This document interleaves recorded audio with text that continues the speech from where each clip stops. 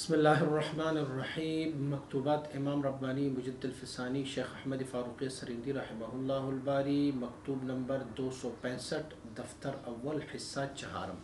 یہ مکتوب شریف جناب شیخ عبدالہادی بداونی صاحب کی طرف صادر کیا گیا ہے اس بارے میں کہ عزلت گوشہ نشینی اختیار کر لیکن ان کے ساتھ مسلمانوں کے حقوق کو ضائع نہ کرتے جائیں۔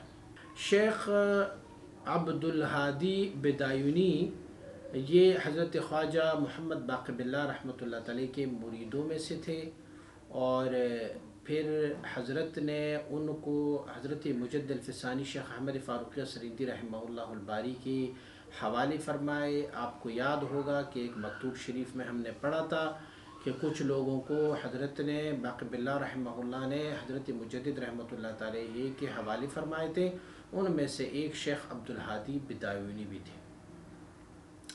تو اس مکتوب شریف میں حضرت مجدد رحمۃ اللہ تعالی یہ ارشاد فرماتے ہیں کہ آپ نے جن لوگوں کو میرے حوالے کیا آپ کے ساتھ نہیں چل پا رہے تھے، تو میرے ساتھ اسی لیے چلے کہ ان کا جو رستہ تھا وہ ابرار سے زیادہ موافق تھا، اور مقربین کا رستہ اس میں زیادہ طے کرنے کی جو کیپیسٹی ہے وہ نہیں تھی، تو اسی لیے میں نے ان کو ابرار کے رستے پہ ڈالا۔ اب ابرار کے رستوں میں سے جو ابرار کے رستے اس میں سے ایک رستہ یہ بھی ہے کہ انہیں عزلت نشینی گوشہ نشینی پہ رکھا جائے، تھوڑا کھانا، تھوڑا پینا، تھوڑا سونا، لوگوں سے دور رہنا، گوشہ نشین اور خلوت نشین کیا جائے، تو یہ ان کے حال کے مناسب رہا تھا۔ تو اب شیخ عبدالہادی بداونی نے چونکہ اس میں لذت بہت پایا تھا، تو انہوں نے حضرت سے یہ عرض کی کہ حضور آپ مجھے اجازت دی تھی کہ میں اب عزلت نشینی کروں، گوشہ نشین ہوں۔ اولیاء اللہ دو قسم کے ہیں، ایک کو کہتے ہیں اولیاء عزلت اور ایک کو کہتے ہیں اولیاء عشرت یا اولیاء عشرت۔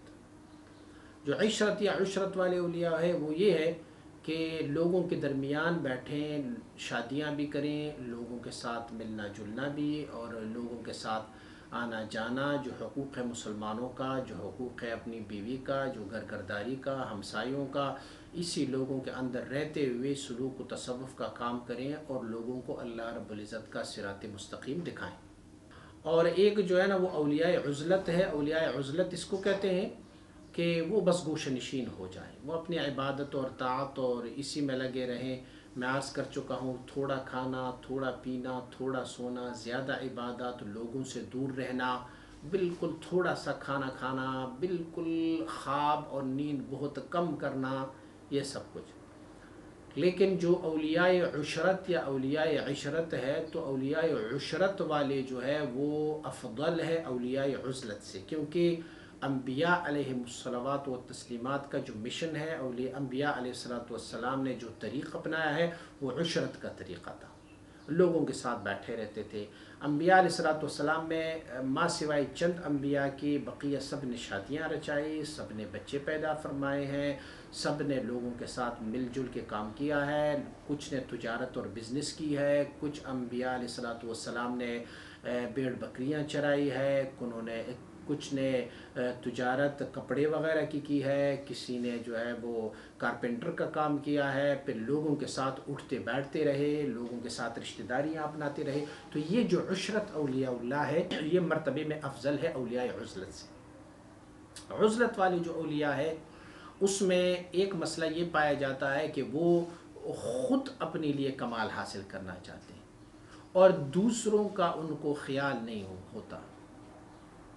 تو اولیاء عشرت جو ہے وہ خود بھی کمال حاصل کر لیتے ہیں اور دوسروں کو بھی یہ کمال عنایت فرماتے رہتے ہیں، اسی لیے عشرت اولیاء اللہ عزلت اولیاء سے افضل اور اعلیٰ ہے۔ اب جناب شیخ عبدالہادی بداونی کے ذہن میں یہ بات آئی تھی کہ میں بھی عزلت نشینی کروں، جاؤں کسی گوشے میں بیٹھ جاؤں اور آرام سے اپنا ذکر اللہ کی یاد کروں۔ مجد رحمۃ اللہ تعالی ان کو اجازت تو فرما رہے ہیں، لیکن ان کو فرما رہے ہیں کہ دیکھو عزلت نشینی میں لا رہبانیت فی الاسلام، اسلام میں رہبانیت نہیں ہے کہ آپ جا کے ایک صحرا میں بیٹھ جاؤ، شادی نہ کرو، بچے پیدا نہ کرو، لوگوں کے ساتھ ملنا جلنا یہ سب کچھ یہ نہ کرو۔ عزلت نشینی کر لو، لیکن ایک صورتحال پر، وہ یہ ہے کہ جو مومنوں مسلمانوں کے حقوق ہے وہ ضائع کہیں نہ ہو جائے آپ سے۔ ابھی بعد میں بتاتے ہیں کہ کیا حقوق ہے لوگوں کے، ہم پر لوگوں کے کیا حقوق ہے۔ کریم آقا صلی اللہ علیہ وسلم نے فرمایا ان لنفسک علیک حق ولزوجک علیک الحق، تمہارے اپنی نفس اپنی جان کا بھی تم پر حق ہے اور تمہاری بیوی کا بھی تجھ پہ حق ہے۔ صحابیہ نے عرض کی تھی، خاتون صحابیہ نے، کہ میرا یہ شوہر جو ہے وہ بہت صالح ہے، یہ پوری رات کو قیام کرتے ہیں، دن کو پورا دن روزہ رکھتے ہیں، عبادت و طاعت میں ہوتے ہیں، ہماری طرف تو یہ نظر اٹھا کے بھی نہیں دیکھتے۔ تو کریم آقا صلی اللہ علیہ وسلم نے فرمایا نہیں، ایسا نہیں، ان لنفسک علیک حق، کھاؤ بھی پیو بھی روزہ بھی رکھو اور یوں بھی کرو کہ سو بھی عبادت بھی کرو، کچھ پہر سویا کرو، کچھ عبادت کرو، یہ تمہاری بیوی ہے، گھر گھرداری ہے، زندگی ہے، ان کی بھی تجھ پر حقوق ہے، اسے بھی ادا کرتے جاؤ۔ آپ کا مکتوب شریف مجھ تک پہنچ گیا، اس سے میں بہت خوش ہوا ہوں۔ اللہ رب العزت کا فضل و کرم یہ ہے، حمد ہے اللہ رب العزت کی، کہ اتنی جدائی، جو لمبی جدائی تھی، اس جدائی نے آپ کی محبت اور اخلاص اور مودت میں کوئی خاص فرق نہیں لایا۔ ابھی بھی آپ کی وہی محبتیں ہیں، وہی چاہتے ہیں جو شروع میں تھی آپ کی۔ اس کے باوجود اگر آپ یہاں پہنچ جاتے تو یہ بہت ہی بہتر ہوتا۔ الخیر فیما صنع اللہ سبحانہ، خیر اسی میں ہے جو اللہ چاہتا ہے۔ لیکن آپ کی محبتیں، آپ کی اخلاص، آپ کی مودت تو بالکل ٹھیک کام ہے، لیکن اس کے باوجود ان محبتوں سمیت اگر آپ ایک دفعہ یہاں آ بھی جاتے نا، تو میں عرض کر چکا ہوں پہلے کہ قرب ابدان را تاثیر عظیم است، جو جسم آپ اپنی شیخ کے قریب ہو، بالمشافہ ہو، تو ان کے لیے بہت بڑی تاثیر ہے، بہت بڑا ان کے لیے اللہ رب العزت کی طرف سے فیوزات و انوار و تجلیات کا ورود جس شیخ کی وجہ سے تمہارے ساتھ ہو رہا ہے، تو بہتر یہی ہے کہ آپ ان سے بالمشافہ بھی ملاقات کریں۔ آپ نے یہ چاہا تھا کہ میں عزلت نشین ہو جاؤں۔ ہاں، العزلت منیت الصدیقین، جو عزلت گوشہ نشینی ہے، یہ حضرات صدیقین کی تمنا اور آرزو رہتی ہے۔ یعنی یہ صدیقین کے ذہن میں یہ ہوتا ہے کہ چھوڑ دو اس دنیا کو، بس عزلت اور گوشہ نشینی کرو۔ آپ کو مبارک ہو، آپ عزلت اختیار کر لیں، لوگوں سے انزوا، دوری اختیار کر لیں، لیکن اس کے ساتھ آپ نے مراعات حقوق مسلمان کو، مومنوں کی مراعات جو ان کے حقوق ہے، اس کو آپ نے بجا لانا ہے۔ دیکھو مجدد ایسے تو مجدد نہیں ہے نا، ہمارے ہاں بھی اصطلاحات یہ ہو گئی ہیں کہ مشائخ جو ہے اپنی مریدوں کو کہہ دے چل میں نے تجھے فلاں علاقے میں بھیجا ہے، جا وہاں پر۔ میں ایسے لوگوں کو جانتا ہوں جن کو خلفائے کرام نے جن علاقوں میں بھیجا، وہ بچایا وہاں جا کے سر و سامان گم کر کے بیٹھے ہوئے۔ یہاں پر اپنی شہر میں ان کا اچھا خاصا کام روزگار زندگی ہوتا ہے، لیکن شیخ جو ہے نا وہ ترنگ میں آ جاتا ہے، شیخ جو ہے نا وہ جذبات میں آ جاتا ہے، چل میں نے تجھے فلاں علاقہ دے دیا، جا وہاں پہ بیٹھ جاؤ، دین کا کام کرو۔ وہاں دین کا کام نہیں ہو سکے گا ان سے، کیونکہ جب تک ان کو ظاہری جمعیت نہیں ملے گی، باطنی جمعیت کیسے مل سکتی ہے؟ یہ ان کے عزیز و اقارب جو رشتہ دار ہے، ان کے ساتھ تعلق، ان کے ساتھ وابستگی، یہاں لاہور سے بھیجیں آپ سندھ، وہاں جائیں تو وہاں سے یہاں کیسے کنیکٹ کر لیں گے؟ بہرحال مجدد رحمۃ اللہ تعالیٰ کو حضرت عبدالہادی بدایونی صاحب کو فرماتے ہیں کہ آپ ٹھیک ہے عزلت نشینی کرو، یہ مبارک کام ہے، لیکن جو مسلمانوں کے حقوق ہے اسے بجا لاؤ، کیونکہ یہ مجدد ہے، مجدد کو پتہ ہے کہ ثواب اور اجر اس عزلت نشینی کے بجائے یہاں ہے کہ آپ اپنی عزیزوں، اقاربوں، مومن مسلمانوں کے حقوق کو بجا لائیں۔ اچھا، اب کیا حقوق ہے مسلمانوں کے؟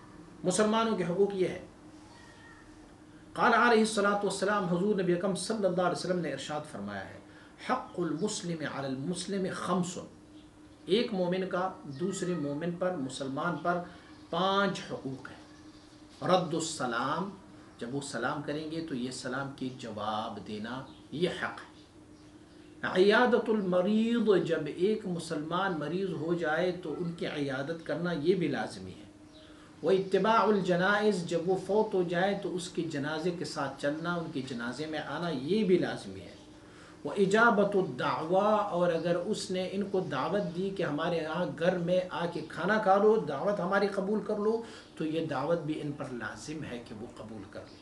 وہ تشمیت العاطس، اور جب وہ چینک مارتے ہیں تو اس کے لیے وہ دعا الحمدللہ، اور اس کے بعد ان کا جواب جو ہے نا وہ لازم ہے، یرحمک اللہ، یہدیکم اللہ ویصلح بالکم، یہ جواب دینا یہ ان پر لازم ہے۔ دیکھو سب سے زیادہ حقوق جو ہے نا وہ اپنے عزیز و اقارب کے ہیں، تو اگر میں ان کو کہوں کہ بھئی آپ یہاں سے کوچ کر جاؤ فلاں جگہ پر لوگوں کی کر لو، تو وہ جو ان کے یہاں پر رشتہ دار ہے، جو ان کے عزیز و اقارب ہے، ان کے حقوق کو اب یہ کیسے ادا کرتے جائیں؟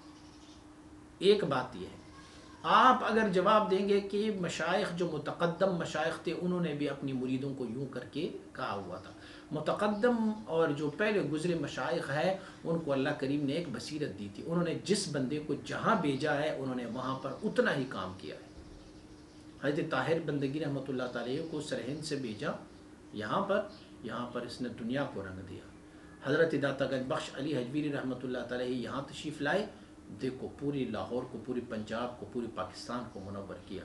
حضرت باقی باللہ رحمۃ اللہ تعالیٰ کابل سے گئے اپنے مرشد کے حکم کے مطابق دلی، تو وہاں پر دیکھو مجدد الفسانی جیسے مرید انہوں نے بنائے۔ میرے اور آپ کے مرید ایسے نہیں کر سکتے، اگر کر سکتے ہوتے تو مجدد رحمۃ اللہ تعالیٰ کہ یہ مرید شیخ عبدالہادی بدایونی یہ کوئی چھوٹا بندہ نہیں ہے، تو ان کو آپ اجازت دیا کرتے تھے کہ چل جی چھوڑ بس بیٹھ جاؤ۔ یہ 5 حقوق ہے مسلمان کا، مسلمان تو دعوت کو قبول کرنا ہے نا، واجب ہے اس کا قبول کرنا، اس میں کچھ شرائط ہیں، جس شرائط کو احیاء العلوم میں امام غزالی رحمۃ اللہ تعالی نے ذکر فرمائے۔ انہوں نے فرمایا ایمتنع من الاجابت ان کان الطعام طعام شبہۃ، جس نے آپ کو بلایا اپنے کھانے پر تو واجب ہے کہ اس کے پاس آپ جائیں، لیکن اگر ان کا کھانا مشتبہ کھانا تھا، شبہ والا کام تھا، حلال اور حرام یا اسی طرح مشتبہ کوئی کھانا تھا، تو آپ پر یہ واجب نہیں ہے کہ آپ وہاں جائیں۔ او الموضع، یا جو ہے یا جہاں پر اس نے کھانا بنایا ہوا تھا وہ جگہ ہی مشتبہ تھا، قبضہ گروپ تھا، قبضہ کیا ہوا تھا اس جگہ پر، تو آپ وہاں نہیں جائیں گے۔ او البساط المفروش من غیر حلال، یا وہاں پر جو قالینیں بچی ہوئی تھی وہ حلال نہیں تھی، ابریشم کی تھی، دیباج کی تھی، اس کے علاوہ وہ جو ہے نا وہ زور زبردستی کسی سے چوری کر کے لائے تھے، یا پھر وہاں پر وہ جائز والے نہیں تھے، یا وہ گدے کے چمڑے کے بنے ہوئے تھے، یا سور کی چمڑے کے بنے ہوئے تھے، یا کتے کے چمڑے کے بنے ہوئے تھے، یا اسی طرح دوسرے جو مفروش ہے وہ۔ او کان یقام فی الموضع منکر من فرش دیباج او اناء فضة او تصویر حیوان علی سقف، یا اس جگہ پر کوئی ایسا ناجائز کام تھا کہ فرش جو ہے وہ ناجائز تھا، یعنی دیباج یعنی ابریشم اور ان کی فرش لگے ہوئے تھے، یا اناء فضة چاندی، سونے اور چاندی کی ظروف تھی جس میں کھانا کھایا جاتا تھا، برتن سونے چاندی کے تھے، اور تصویر حیوان، یا وہاں پر کسی حیوان کا تصویر لگا ہوا تھا۔ آج کل تو اللہ ماشاء اللہ کوئی ایسی جگہ ہو کہ جہاں پر تصویر نہ ہو، تو اگر وہاں پہ تصویر بھی لگی ہوئی تھی کسی حیوان کی، چھت پہ یا دیواروں پہ تصویر لگی ہوئی تھی، او سماع شیء من المزامیر، یہاں پر میوزک چل رہا تھا۔ آپ ہمارے ہوٹلوں میں جائیں گے، جہاں جس ہوٹل میں بھی آپ جائیں گے تو بیک گراؤنڈ میں ان کا جو ہے نا وہ ہلکی سی میوزک بجائے جا رہے، تو وہاں پر جانا جائز نہیں ہے، اس دعوت کی اجابت آپ پر واجب نہیں ہے۔ والملاہی، یا جو ہے نا وہ لہو و لعب وہاں ہو رہا تھا، سامنے جو ہے وہ آپ اسلام آباد میں جائیں گے تو منال چلے جائیں گے، منال میں جو ہے نا اس کے اوپن ایریا جو ہے وہاں پہ کوئی نہ کوئی سنگر لگا ہوتا ہے اور میوزک بجا رہے ہیں اور بس ملاہی اور ملاعب ہے، تو اگر کسی نے آپ کو دعوت دی کہ منال میں آ کے کھانا کھاتے ہیں تو وہ اجابت آپ پر لازم نہیں ہے کہ آپ وہاں پر جائیں۔ اب التشاغل بنحو من اللہو، یا کوئی اس طرح کی چیز ہو کہ لہو و لعب وہاں پر ہو، بس کہیں چلو آ جائیں یہاں پر، پہلے ہم جو ہے نا وہ تاش کھیلتے ہیں اور یہاں پر تاش کھیلا جا رہا تھا اور آپ کو کہا آ جاؤ کھانا کھاؤ، یہاں پر میری طرف سے آپ کو دعوت ہے، تو وہ دعوت قبول نہیں کریں ان کو۔ وہ استماع الغیبت، یا پھر آپ کو یہ خطرہ تھا کہ میں وہاں چلا جاؤں گا تو وہاں پر جب بیٹھیں گے تو غیبت ہی غیبت ہوگی. مجھے بتائیں کون سا ایسا دعوت ہے کہ جس میں غیبت نہیں ہوتا؟ جب ظاہری بات ہے آپس میں بیٹھیں گے تو وہ کریں گے فلاں نے ایسے کیا تھا، فلاں نے ایسے کیا. تو اگر آپ کو یہ خطرہ رہا کہ وہاں پر کوئی غیبت ہو رہی ہے تو وہاں پر بھی آپ کو جانا ضروری نہیں ہے، اجابت جائز نہیں ہے. والنمیمتِ یا نمامتِ، ان کی بات یہاں، یہاں کی بات وہاں. وہ تمہیں سناتے رہتے فلان نے تمہارے بارے میں یہ کہا تھا، یہ کہا تھا، یہ کہا تھا، پھر تم سے سن کے وہ وہاں پر لے کے جائیں گے. اگر یہ خطرہ وہاں پر رہا تو وہ دعوت کی وجوب آپ پر لازم نہیں ہے. والزور والبہتان، یا اسی طرح لفظ زور جو ہے وہ جھوٹ کو بھی کہتے ہیں، لفظ زور جو ہے نا وہ میوزک کو بھی کہتے ہیں. ابن جریر اور ابن عباس رضی اللہ تعالیٰ عنہما دونوں نے زور وَيَجْتَنِبُونَ قَوْلَ الزُّورِ کا معنی فرمایا ہوا ہے جو اللہ رب العزت کے کلام میں ہے. تو زور کے معنی جو ہے نا وہ میوزک فرمایا ہوا ہے. وَشِبْهِ ذَلِكَ، بہتان تو نہیں تھے لیکن بہتان سے مشابہ کوئی اور چیز تھا، یا کوئی میوزک کے قریب کوئی چیز تھی وہاں پہ، یا پھر کوئی کھیل کود تھا یا عبثیات تھے. اگر کسی نے آپ کو وہاں پر دعوت دی تو پھر اس دعوت کی اجابت جائز نہیں ہے، پھر آپ وہاں نہ جائیں. آپ پر کوئی بلیم نہیں ہے، کوئی گناہ نہیں ہے. فَكُلُّ ذَلِكَ مِمَّا يَمْنَعُ الْإِجَابَةَ وَإِسْتِحْبَابُهَا، یہ ساری چیزیں اگر جہاں پر ان میں سے کوئی بھی چیز اگر کہیں موجود ہو تو پھر جو ہے وہاں پر آپ کو دعوت میں جانے کا وجوب اور اجابت لازم نہیں ہے. یوجب تحریمها اور کراہیتها، یا تو ان میں سے کچھ ایسی چیزیں ہیں کہ وہ دعوت میں وہاں پر موجود ہو تو وہ دعوت میں جانا ہی حرام ہے، اور کچھ چیزیں ایسے ہیں کہ وہاں پر جانا ہی مکروہ ہے، برا جانا گیا ہے. اور اسی طرح ان کان الداعی ظالما، اگر دعوت دینے والا بندہ ظالم تھا تو ظالم کی دعوت میں بھی جانا یہ بھی ٹھیک نہیں ہے. او مبتدعا، یا وہ بدعتی تھا تو وہاں اس کے پاس بھی نہ جائے. او فاسقا، یا فاسق تھا وہ تو ان کی دعوت کا اجابت بھی آپ پر لازم نہیں ہے. او شریرا، یا شر پسند بندہ تھا، دہشت گرد تھے، شر پسند تھے تو وہاں بھی جانا نہیں. او متکلفا، یا تکلف والا بندہ تھا، ایسے تکلفات کیا کرتے ہوتے تھے، جب آپ وہاں جاتے تو وہ پتہ نہیں کیا کچھ نہیں کرتے ہوتے تھے تو وہاں پر بھی جانا ٹھیک نہیں ہے. اور طالبا للمباحات والفخر، وہ تکلف اسی لیے کرتے ہوتے تھے کہ تاکہ مہمان کو یہ پتہ چلے جو آنے والا ہے کہ بھئی میں تو اتنا بڑا ہوں، اور فخر کی وجہ سے وہ کرتے ہوتے تو وہاں پر بھی جانا ٹھیک نہیں ہے. اور وہ فی شرعۃ الاسلام، شرعۃ الاسلام کتاب میں لکھا ہے ولا یجیب الی طعام صنع رعاء وسمعۃ، اس طعام کے لیے بھی جانا جائز نہیں ہے کہ جو ریا کی وجہ سے بنایا گیا ہے یا انانیت کی وجہ سے لوگوں کو دکھلاوے کے لیے کھانا بنایا. وہ فی المحیط، امام سرخسی نے محیط میں لکھا ہوا ہے کہ لا ينبغي ان يقعد على المائزة اذا كان عليها لعب، اس دسترخوان پر بھی نہیں بیٹھیں گے جہاں پر کھیل کود والا ہو، او غناء، یا میوزک ہو، او قوم یغتابون، یا کوئی ایسا قوم ہو جو غیبت کرتے رہتے ہیں، او یشربون الخمر، یا وہاں پر شراب پیا جاتا ہے تو پھر آپ نے وہاں پر نہیں جانا. کذا فی مطالب المؤمنین، فقہ حنفی کی کتاب ہے مطالب المؤمنین، ان میں بھی یہی کچھ لکھا گیا. تو اگر آپ عزلت نشین اور گوشہ نشین ہو جائیں گے تو اگر کوئی ایسی دعوت ہو تو آپ تو ویسے بھی وہاں نہیں جائیں گے، لیکن اگر ایسی دعوت نہ ہو جو میں نے بیان کیا ہے، مباحات کے لیے نہ ہو، فخر کے لیے نہ ہو، تکبر کے لیے نہ ہو، وہاں پر جھوٹ نہ بولا جائے، وہاں پر میوزک نہ ہو، وہاں پر حرام کی چیزیں نہیں ہوں، وہاں تصویریں نہ ہوں، یہ چیزیں نہ ہو، اور خالصتاً آپ کو دعوت دی تو پھر اس کی اجابت تم پر لازم ہے. اگر آپ گوشہ نشین رہیں گے تو پھر یہ کیا کریں گے؟ یہ تو تم پر واجب ہے، واجب کو ترک کر بیٹھو گے. اگر آپ عزلت نشین ہو جائیں، کوئی فوتگی ہو جائے تو آپ کہیں گے میں تو اجتماع میں نہیں جاتا، اسی لیے نہیں جاتا کہ وہاں پر لوگ آئے، پھر میری جو باطن ہے وہ مقدر ہو جاتا ہے، تو پھر یہ جو میت ہے ان کے جنازے میں شرکت بھی آپ پر واجب ہے، آپ پر لازم ہے. یہ کیا کرو گے؟ کوئی بیمار پڑ گیا تو آپ کہیں گے میں ان کے گھر چلا جاؤں گا، تو پھر وہاں پر ان کے گھر گرداری ہوگی تو یہ بھی مسئلہ ہے میرے لیے، میں وہاں بھی نہیں جاؤں گا. پھر آپ نے اس کا حق ترک کیا. اگر جو موانع منع چیزیں میں نے بتائی دعوت میں، اگر یہ کچھ بھی نہ ہو اس دعوت میں تو پھر تو آپ کو دعوت پہ جانا لازمی ہے، یہ تو واجب ہے آپ پر. لیکن مجد رحمۃ اللہ تعالی فرماتے ہیں ہر چند این زمانہ فقدانی ان موانع دشوار است. ہمارے زمانے میں یہ جو موانع میں نے ذکر کی ہے نا، یہ تو دشوار ہے کہ کوئی محفل ایسا ہو کہ جس میں یہ چیزیں نہ ہو. کوئی نہ کوئی چیز تو ایسے، یار کچھ بھی نہ ہو اس میں غیبت تو ہوگی، کچھ بھی نہ ہو اس میں جھوٹ تو ہے نا، کچھ بھی نہ ہو اس میں سے ریا اور سمعت تو ہوگا. یہ سب کچھ وہاں پر ہوگا. عزلت اغیاروں سے رکھو، یاروں سے تو عزلت نہ رکھو نا. اغیار کیا ہے؟ نفس ہے، شیطان ہے، اور جو منکر لوگ ہیں، جو ناجائز عمل کرنے والے لوگ ہیں، ان سے عزلت اختیار کرو، گوشہ نشینی اختیار کرو. لیکن یاروں سے تو عزلت نشینی کہاں آئے ہوئے ہیں؟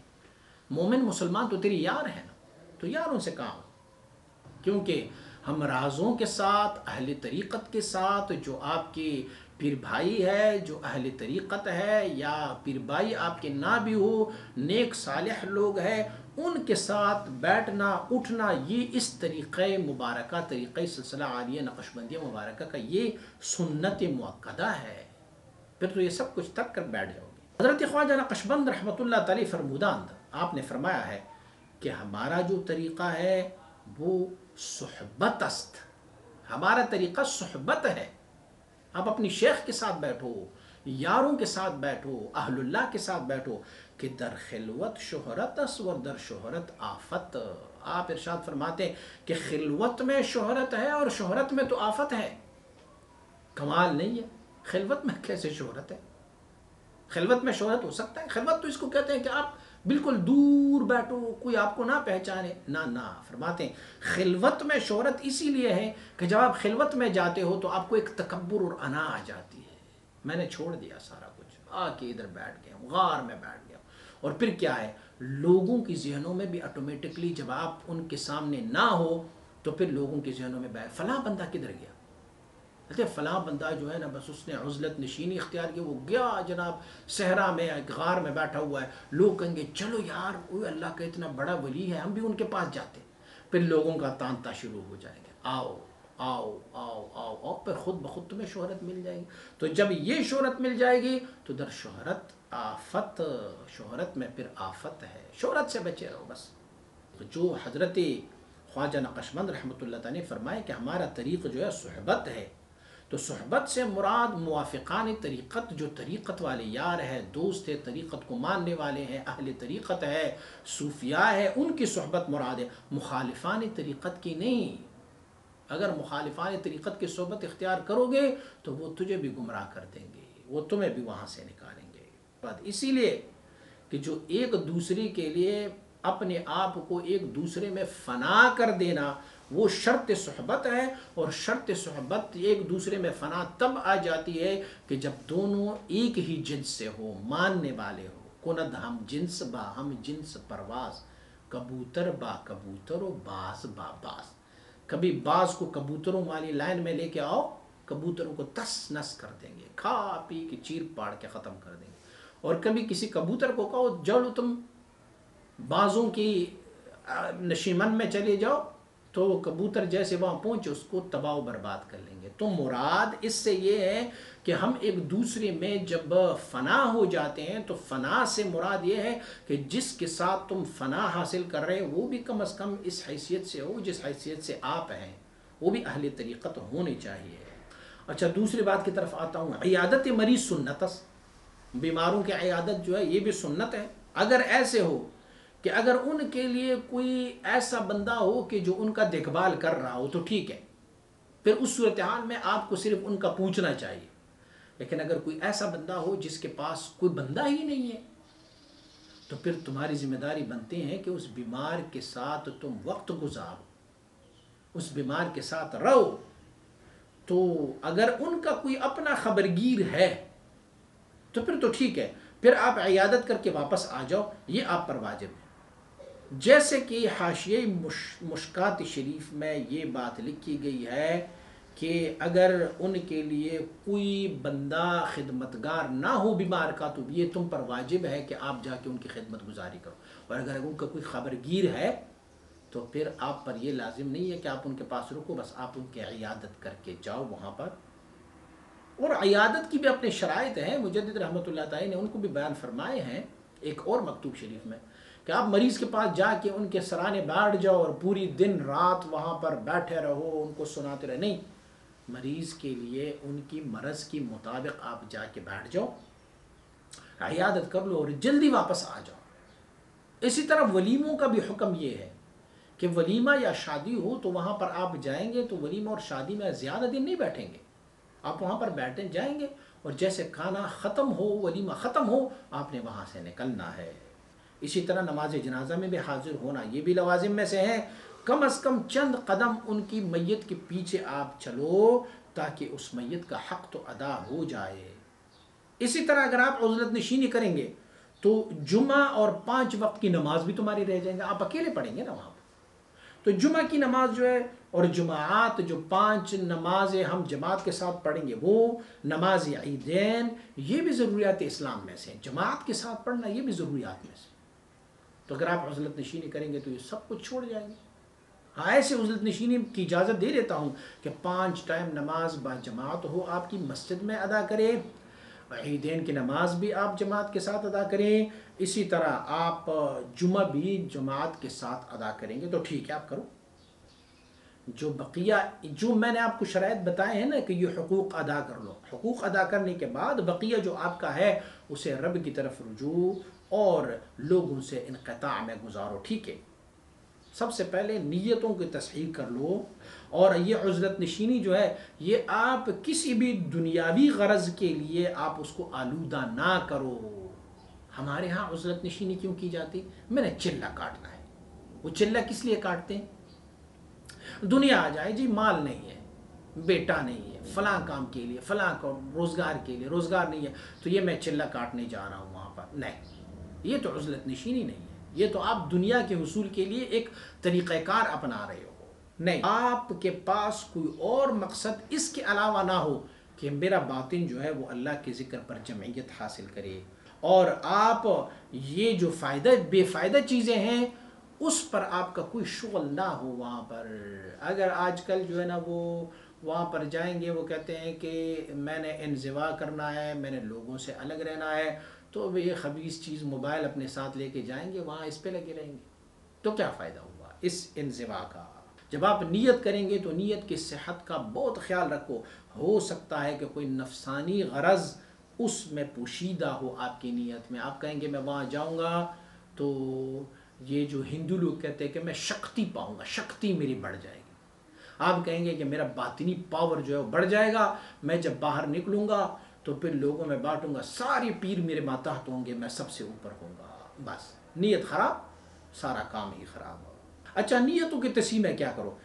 اس تصحیح نیت میں آپ التجا اور عاجزی بہت زیادہ کریں اور اپنی عجز و انکساری اللہ کی بارگاہ میں پیش کریں، یحتمل کہ حقیقت نیت میسر شود، ہو سکتا ہے کہ پھر آپ کو حقیقت نیت میسر ہو جائے۔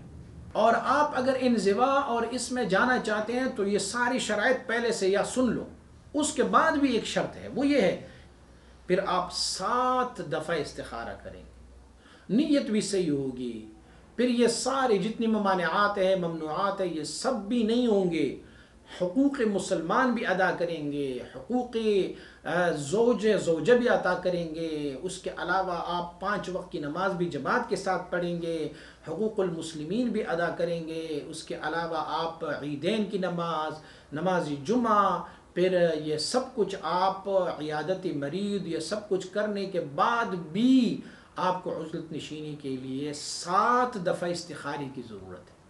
7 دفعہ استخارہ کرو تاکہ آپ کی نیت بھی درست ہو جائے، پھر اس پر بہت بڑے بڑے ثمرات اور ان کے نتائج مرتب ہو جاتے ہیں۔ باقی احوال را موقوف پر ملاقات داشتہ، بقیہ جو باتیں ہیں نا وہ میں تمہیں خط میں نہیں لکھوں گا، مکتوب میں نہیں لکھوں گا، وہ جب آپ آئیں گے بیٹھیں گے میں تمہاری باطن کو دیکھوں گا، میں نظر کر کے تمہارے اندر کو دیکھوں گا کہ کیا مقصد ہے تمہارا عزلت اور نشینی سے، تو پھر میں بقیہ باتیں آپ کو وہاں کرتا جاؤں گا۔